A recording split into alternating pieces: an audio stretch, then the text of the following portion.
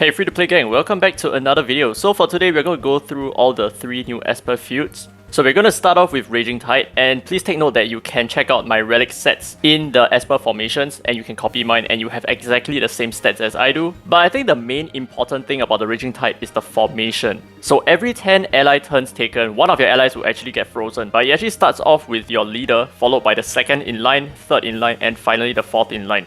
So just use that to your advantage and align your Espers accordingly and you should be okay. So in practice, taking multiple turns is not necessarily a good idea, but I do feel like Gaius is still going to be equally strong over here because he has the potential to just clean the whole thing in one hit. So Jiangman is going to be solid over here because of the damage that she does, and whenever the enemies attack her, she gets a free hit in as well, so it's quite important to have free hits as well. So that's about it for Raging Tide, let's move on to the next one.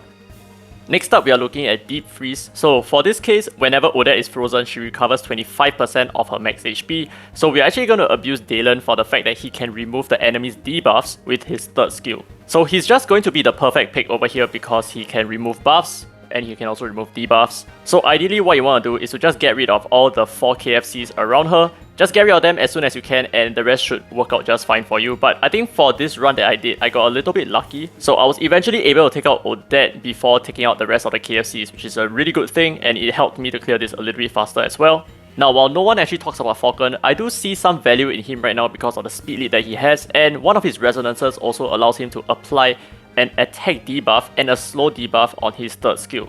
I can't really recall, but I think it's just a slow debuff on his R6, but that really helps a lot in controlling the KFCs. And one more thing to take note of is you can absolutely stun lock the Odette as well. So one of your strategies could be to just stun lock her. So bringing the Zeus relic set is actually going to be quite helpful here as well. It is one way that you can counter her very easily.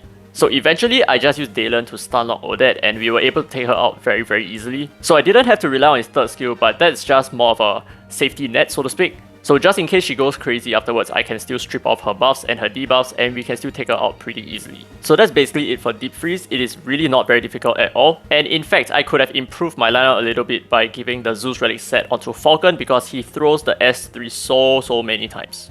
But that's about it for Deep Freeze. We can move on to the next one. Now we end off with Winter Ball, and this is a little bit challenging. So each of the waves has enemies with the blessing effects, which would then give them extra defense buffs or extra healing or that kind of stuff. So I think it's quite essential to target the Espers with the blessing first. But anyway, for the first wave, I think Fabrice is probably like the main threat. So if you're using Longmian, try to make sure that you stun lock or at least you freeze lock the Fabrice. And after that, try to take him out with whatever means necessary. But for my run, I actually failed to do so, but it's still okay. Just try to stun lock him, try to freeze lock him, just make sure that he doesn't use his third skill. If not, that would be a problem. But for example, for my run, if I failed to do so, at least I take out the rest of the other Espers so that he does not protect them with the immunity, which kind of sucks for me because I'm using Jiangman as my main DPS. So maybe some other tips for you, I actually ran the Apollo set on Hengrye so that she has a better chance to strip buffs. And because I'm running Jiangman, it is very essential to run Espers like Mona and Gabrielle so that you can drop all the multi-hits in and explode her Nether Bloom a little bit more efficiently. So that's it for the first wave, let's move on to the second wave. So the main issue on the second wave is 100% their Jiangman, which is the whole reason why I brought Gabrielle over here. So if you already had Gabrielle at R6, the 3 turns immunity is huge. However, one issue with this flaw is that they also have Arcana and they also have David's and they are able to strip the buffs. So for example, my Jiangman just lost all her buffs, so she is susceptible to the enemy Jiangman, which sucks. And another problem with this wave is Jiangman has the defense up effect, or rather the blessing. So whenever she gets hit, she will apply a defense buff to all her allies, including herself, which allows her to sustain herself a little bit more as well, which is a problem. So just try to gun her down ASAP, and it seems like Mona is able to do a good job about dealing DPS here, so I think Mona is indeed a really good choice for this particular fight. And also, I think Hengrye is an excellent pick because she cleanses the debuff, so in case, let's say, the Jiangman runs wild, and or rather, if all your immunities are stripped, then the Hengrye can actually dispel all the Nether Bloom debuffs that the enemy Jiangman has landed on your team. So after taking out the Jiangman, everything should be okay, we can then move on to the third wave.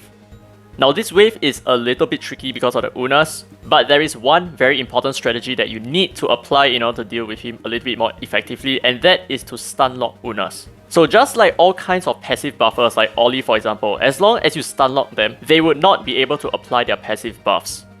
So our goal right now is to freeze the Unas so that the rest of the enemies cannot get the immunity buff and afterwards Jiangman can just go crazy. But I know it's not really reflected over here because I got a little bit lucky with the turn order and the Unas just popped instantly. But a big part of it is because I screwed up my cooldown reductions in the previous wave, so my Longmian didn't have his third skill up at the right time.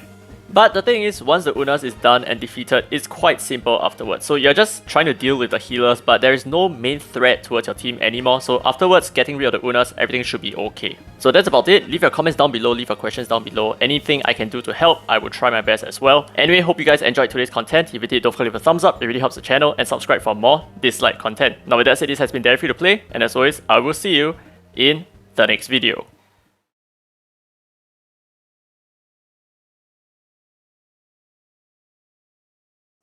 Okay, I see you're still here. Anyway, you can do free relic resets by hitting the reset button instead of using your currency, so try to abuse that before the devs fix it.